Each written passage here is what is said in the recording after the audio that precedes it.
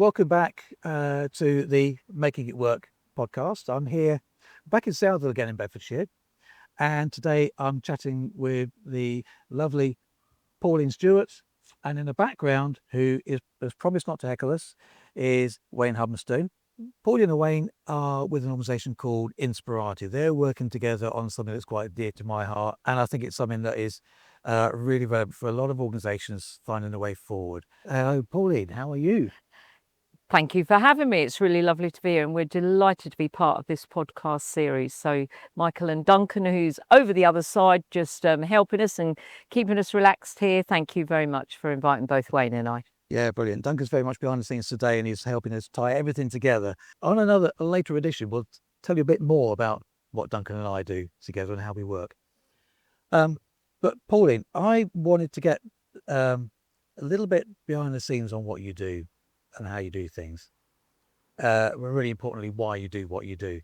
We first met just a few weeks ago now at a Bedfordshire Chamber of Commerce event where you were introducing your business plans and the services that you and Wayne are offering.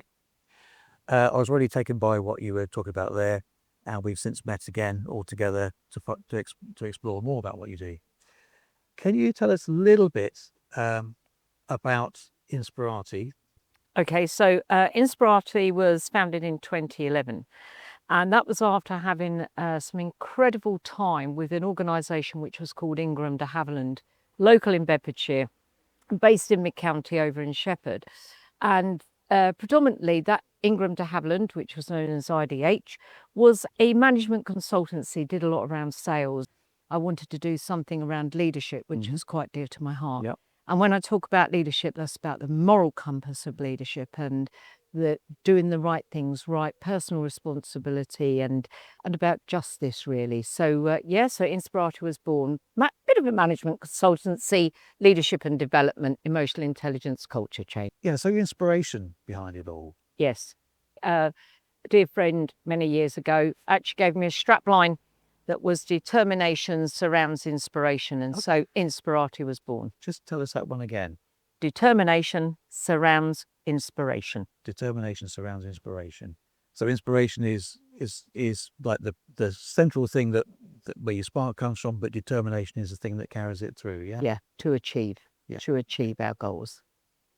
It's about ideas as well. You're kind of uncovering ideas, finding different ways of doing things. Yeah, we do. Actually, I was very fortunate to be a past UK ambassador for Dr. Edward de Bono, the late Dr. Edward de Bono. So do a lot around six thinking hats and other models that we use around decision making, creativity, doing quite a lot of work around emotional intelligence as well. Emotional intelligence is something I wouldn't always say that I would instantly know what that means. Tell us a bit about that. Okay, so around the emotional intelligence, most people think, yeah, really got great emotional intelligence.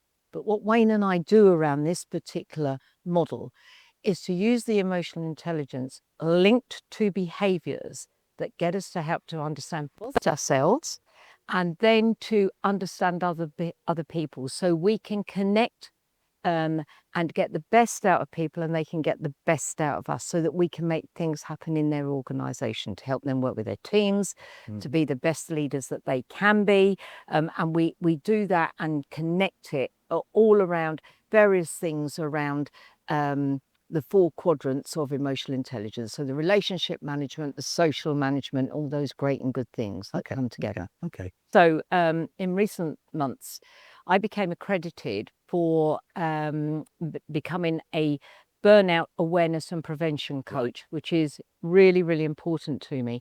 Now, the emotional intelligence that we have around that, you need to have the personal responsibility. Unfortunately, many of us wear a mask, and we do that because we see ourselves as high performers. We see ourselves as high performers, and we're doing and we're getting on and we're working late hours and we want to do the very best we can. But actually, many of us are sacrificing our health, which is why I became a burnout awareness and prevention coach. And that was incredibly important to me because I really understand what burnout feels like. That doesn't make me an expert in burnout, but being accredited actually in the training I've had does give me some real credibility to help people achieve leadership, become successful, but also not to burn out. And that's the most important thing, because what we're trying to do is to help future generations coming out, whether they're in organisations, running teams, CEOs, got their own small businesses. What we're trying to do is say, don't get burnt out. Everybody thinks it won't happen to them, but let me tell you, there is such a high percentage in this country at the moment where people are falling down with burnout. So we want to help them see the signs so they can crack on with their leadership and be successful in their business and live their very best lives. And we've now recently, Wayne, and he'll tell you about this in a moment, has recently become accredited. Yes, we're delighted, as a GC-ologist for the GC Index. I'll let him tell you all about that, and creating these behaviours and these wonderful titles that he has that will support the work we're doing around burnout and leadership. Brilliant, brilliant. It was particularly the burnout subject, that whole concept is something that's when we first met, I've suffered burnout in the past. So many people have. There are times when we can be very much at risk of it without necessarily knowing, or maybe we do know, but we're perhaps in denial. Would you say that's a fair comment? Yes, absolutely. Maybe you're frightened to give in. Maybe you don't have the people that surround you in the workspace where you feel that you can talk to them about it. Some organisations will say to you, it's just the way it is. We all do it here. That's how it is. Crack on and get on with it, mate.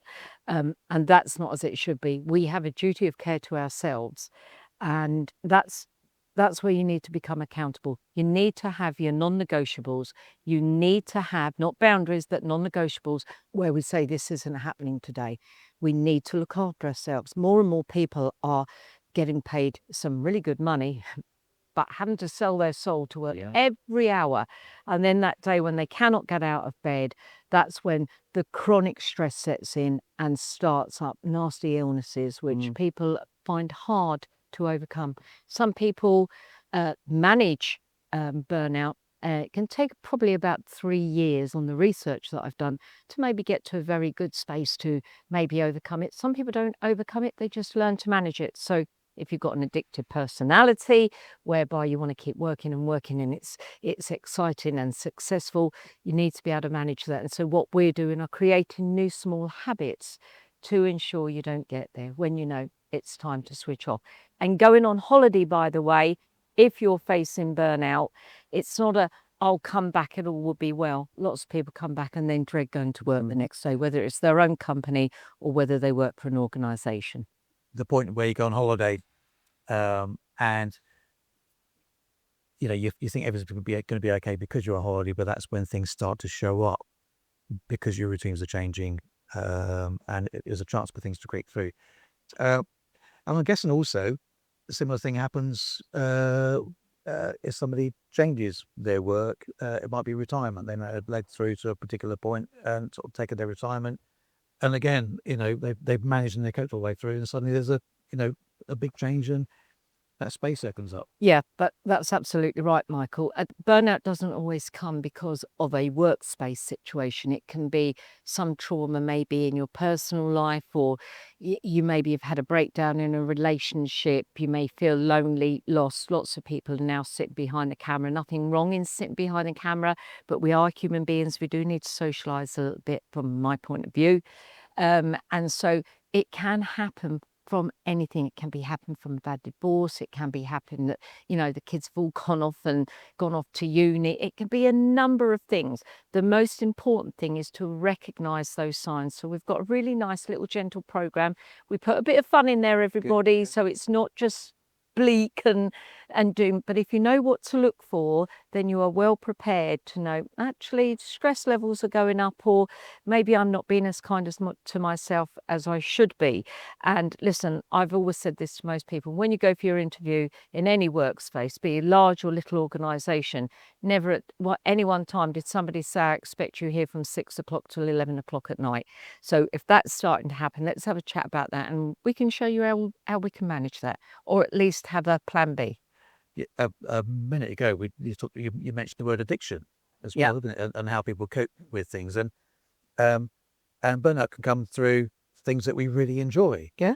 All our energy is going that way, and we're not seeing, our relaxed time about our boundaries again. Yeah, I think that's right. The addiction can come, particularly, if you like work, and I'm one of those people. I do like work. I like to get up in the morning. I like to get on. I like to do those things.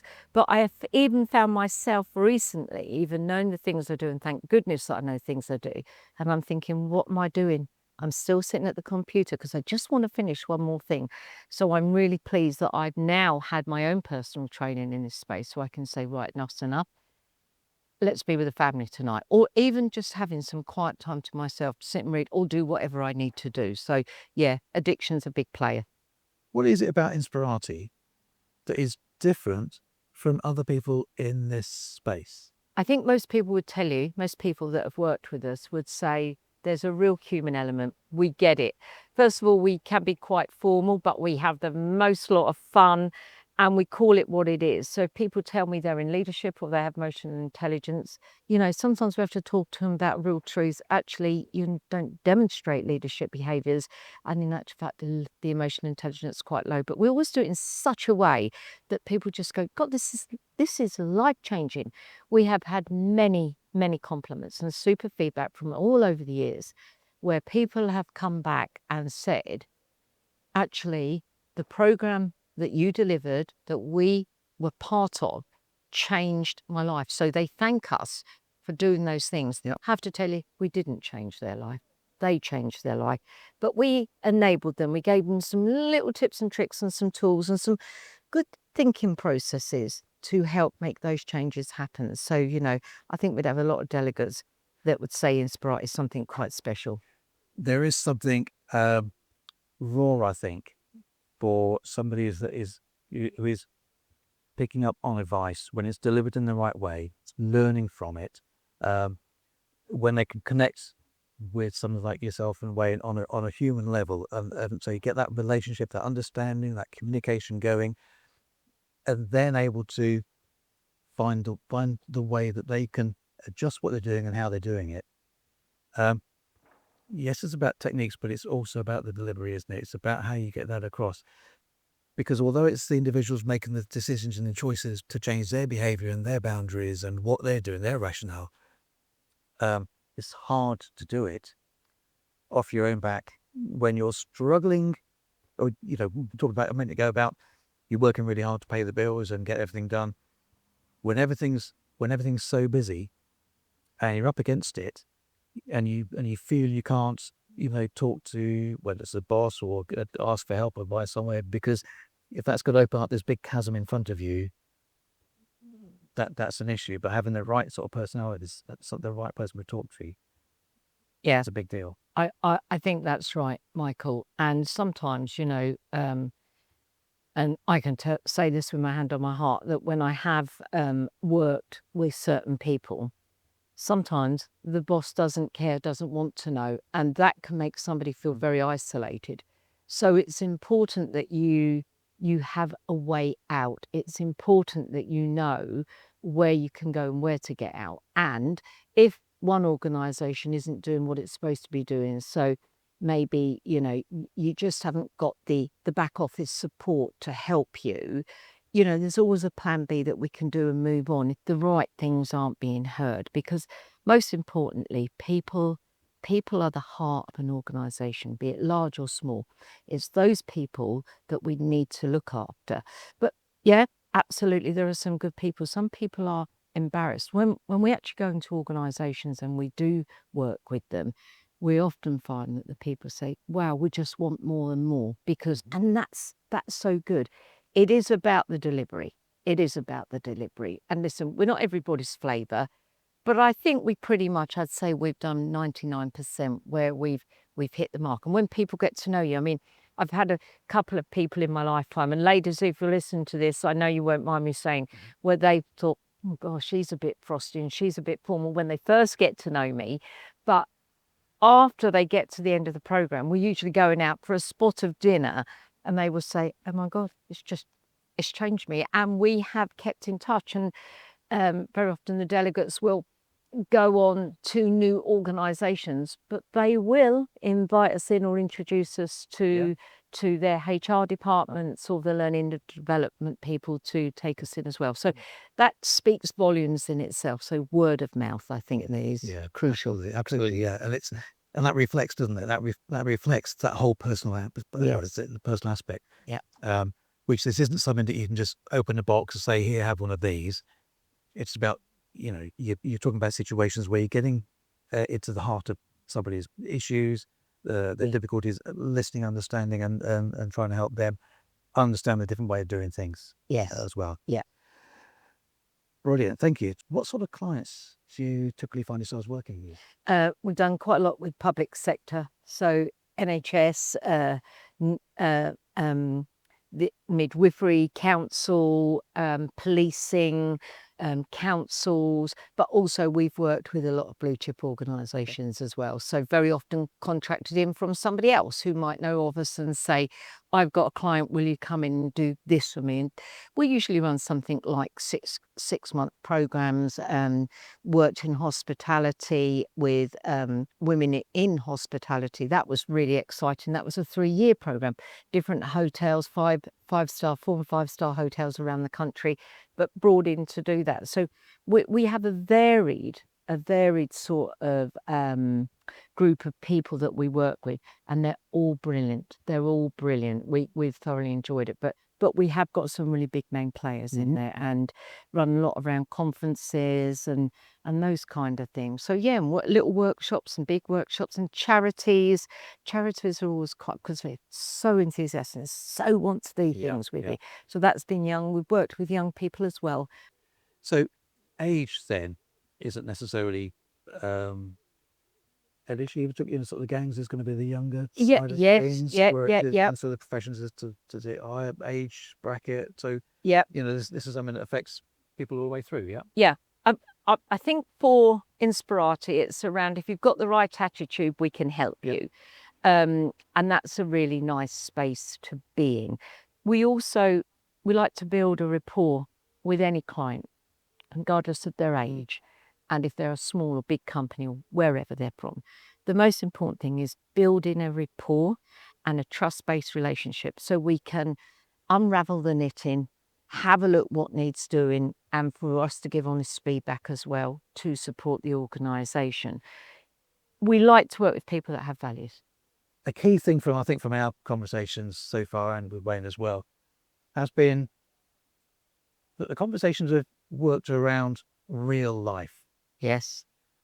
No matter how difficult things can get, if we're honest with ourselves and if we can reflect on our abilities, our skills, what we have to offer, sometimes it's easy to forget the benefits, what we have that we can offer, that the golden nuggets that every individual has that they can offer somebody else. Because as you mentioned earlier, we're not very good at celebrating our own successes. But the spark that's there, I talk about it as being in a moment when you find situations where the magic happens, and we know when that happens. I'm seeing it now with for the eye contact and you're lighting up as we're talking through this bit. It's those moments where you get to the heart of what somebody's about, and you can connect.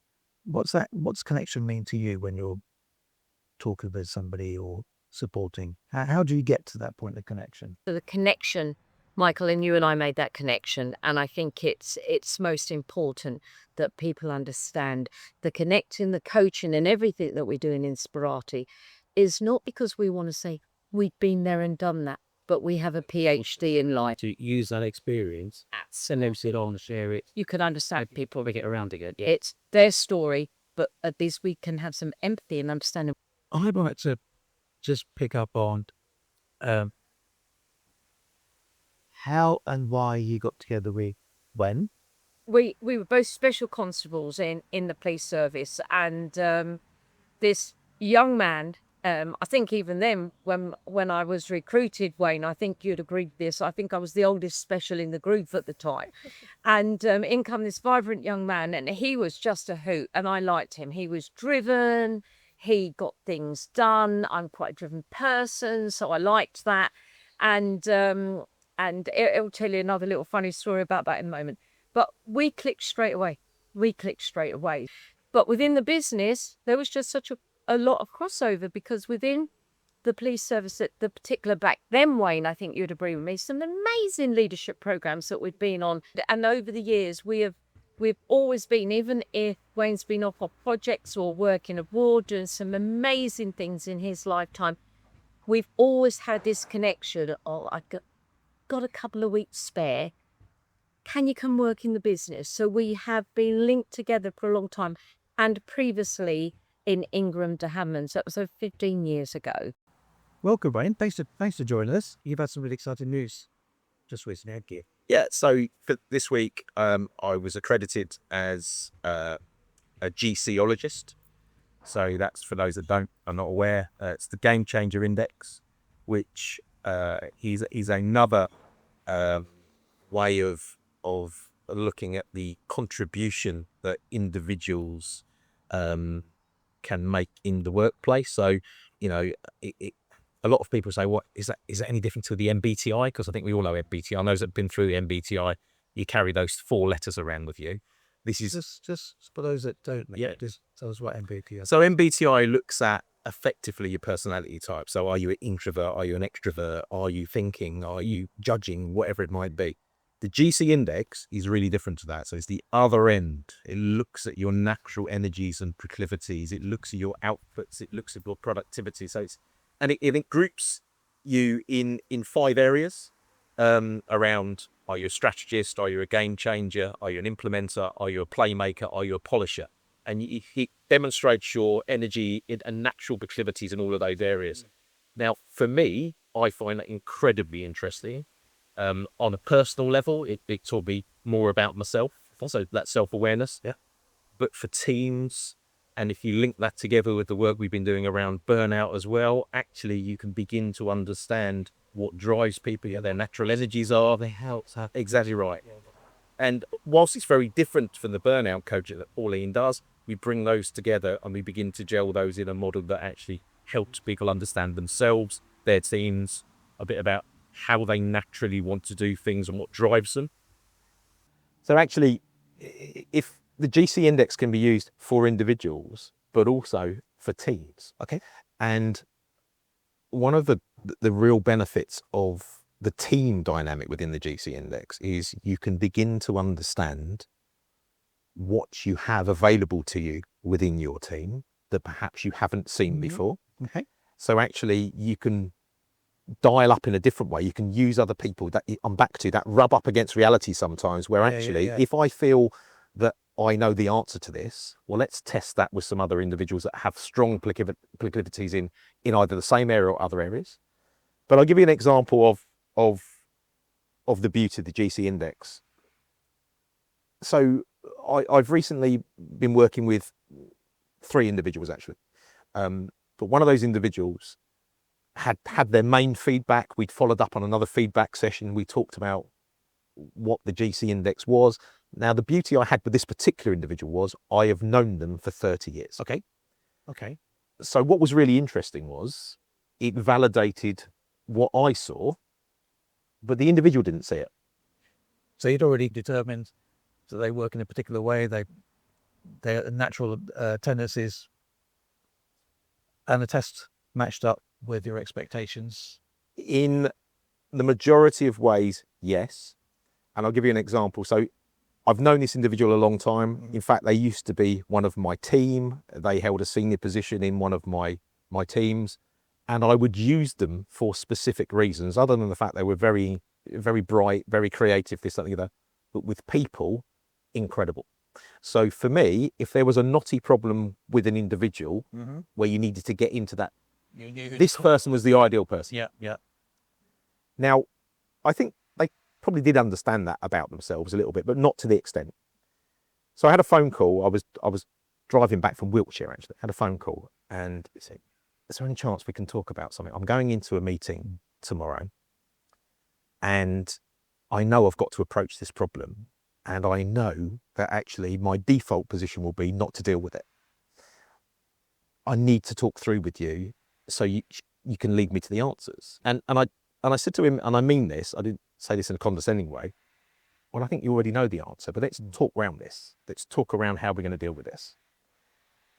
And what was really gratifying, actually, in that individual had embraced what we'd been going through, had really brought into it and recognised that actually, if I'm going to play this the way I'd normally play it, I'm not going to get the outcome that I need. Okay.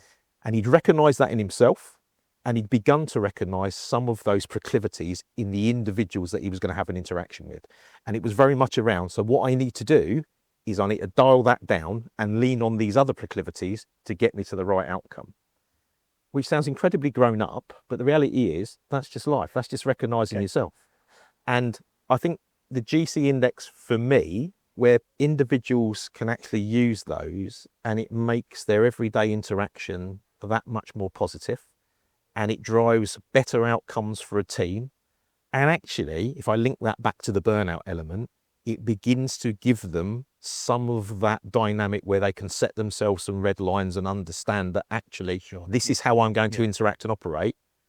That's a massive benefit. And who they can draw in, who they can lean on, and who they can support, and identify those situations, and what to do next to help get through that. It could be, and one of the big lessons for me when we utilised the GC index for a team that I was working within at that point, it actually, even for someone that's been around the block, where you think, wow, this leadership thing, it's all good, isn't it? We're all right with that, Well, actually, when it highlighted, you've got a superstar here that's probably on one of the more lower scale jobs at this point, very young in service, beginning of the journey for them, etc., but had this massive amount of energy in some of the most significant areas that you could want sometimes, but you weren't including them in your thought process around some of those decisions, looking at certain things. Well, you bring that person in and they bring a totally new and fresh dynamic to where you approach things. What does that do for the individual, and what does it do for the team? Of course. The whole area around the game changer, the GC index, I think is absolutely fascinating. Getting a glimpse into it from what you've been describing there, you can start to see the importance of getting that understanding for shaping the way forward. In your words, what is it about your working relationship with Pauline that brings out the best for you? We've known each other for 35 years, and she's one of my closest friends. And because of that, actually, there's a real honesty that, she's someone that I listen to, and I like to think she listens to me. We don't always agree, but actually the reality of that is I'm back to, it's the rub up against reality, where you don't have to agree, you don't have to be unkind about it, so we can have adult discussion. So what are the things that you don't always agree on? I mean, one of our first interactions, I didn't agree that she was the only police officer I knew at that time that had lipstick on her utility belt. Now, I didn't agree with that. And I didn't agree with, her not wanting to put a hat on, for example, because that might mess her hair up. Well, I mean, I don't have that problem. But the reality for me is, there's not a great deal we don't agree on. We might just come at it sometimes from different perspectives, but there's a real strength in that. And it's a joy working with Polly, and we do have fun, and we can be quite serious. And I think some of it is we've been through the worst of times together, and some of it is we've been through the best of times together. And because of that, actually, what you get is a real honesty with us. And, I think there is an element where we're in the room together because we've worked together so many times. If I dry up, well, Polly knows what I was going to say, and she just picks up and carries on, and vice versa. I know you two have a lot of fun together as well. And I've enjoyed the times we've, sat down, the three of us together, talk through planning, talking around options, and I mean, as far as I'm concerned, there are organisations out there who need to hear what it is that you're saying. They need to experience your skills and your abilities and understand the ways forward from a different point of view. And that's partly why, I was very keen to get you onto the Making It Work podcast, because this is, what you're doing, you are making it work. for organisations, and that's what we're all about here. So I've been really pleased to have a chance to sit down with yourself and with Pauline today and talk things through. It's been a brilliant session. I've learnt a lot from you both. Yeah, thanks very much for coming and sitting down. I'm going to step out of the way for a minute and just give Pauline the mic and let you two just have a chat amongst yourselves. It's been really interesting, Wayne, this afternoon, and listening to each other, I think, talk about the business and having some quality time in a wonderful setting here in Mid-Bedfordshire to actually do that. So for me, I think there is something, you know, and you did touch it a little bit. One of our first meetings, which actually showed the friendship between us, and the funny part was when we were specials, you were senior in command, and we were walking out in Biggleswade. I think, as I recall, those that know this area, well, that end of Biggleswade's, it's a fair trek from the town centre. So you'd moaned all the way down there as we walked down there, as I recall. Even back then I moaned. Oh, I mean, Wayne, we walked over the bridge and you refused to put your hat on, but you finally did after I pointed out to you that if you weren't supposed to put it on, it wouldn't have been issued. No, that's true. And true. yeah, utility belt back then, I mean, you know, this was a long time ago. We're going back, what, 30 years, aren't we? Yeah, must be done. Yes. Where, you know, you used to have this belt that weighed you down because you had your document pouch on it, your torch on it, your handcuffs on it. Yeah, sure. Etc. etc. And on yours, where just before we were the issue of CS spray as it was originally, you decided to put your lipstick in the automatic little thing. So yeah, but I think, you know, for us, we've rocked around. You know, we've drifted off, done our own things, but always come back together and maintain this sort of contact. Whether, you know, and some of the contracts we've done have been, you know, with some really large organisations. But then, you know, I was thinking when you were reflecting earlier, when I think about the smaller organisations we were supporting, particularly in sort of the sort of industrial areas of Biggleswade, Sandy, we did quite a lot of those for a number of years and did some amazing things and met some lovely, incredible people when we were doing that. And I think that's part of the reason we do it, which is actually, he meets just such incredible people, you know, and they've all got a story to tell and they all leave a little bit with you and you take a little bit away and hopefully you leave something with them and, you know, another tool in the toolbox for them. But whether we're dealing with the NHS, and we've done a lot with those over the years, or whether it's just a small company that employs 10 people in Little Bedfordshire, it makes no difference who we're working with. It's about their appetite to take on board what we're suggesting and actually for them to take that in their context and frame it and move forward with it. Yeah. And I think that's the beauty of what we do. I think you're right. And also, Michael did put a good question for me to think about before we actually came on for the podcast. And that was around, where do we see ourselves in 5 years? My initial reaction would be the south of France, but I won't say. But I think that's a really good question, isn't it? Where do we see ourselves in 5 years? I mean, the reality is, I think if we, you know, if we're building the business as we want to, then who knows, actually. It's going to be really exciting because who knows what 5 years looks like. But certainly, do I think we'll still be interacting with individuals, helping them, trying to make a difference? Yeah, I do. I think, you know, I really do. But I don't know where that will take us, whether that will be in, hopefully I'd like to see us, you know, doing some really good stuff, clearly in Bedfordshire, and that's always going to be important to both of us, but elsewhere. Whether that be the Middle East, whether that be wherever it might be, who knows where it's going to lead. I think that for you and I, part of what we have together is a true friendship. Yeah, we get people. Most people would say that. We are people friendly. We like people. We get on with people. Even back in our policing days, we got the results we did because we were good with people. We've always had that.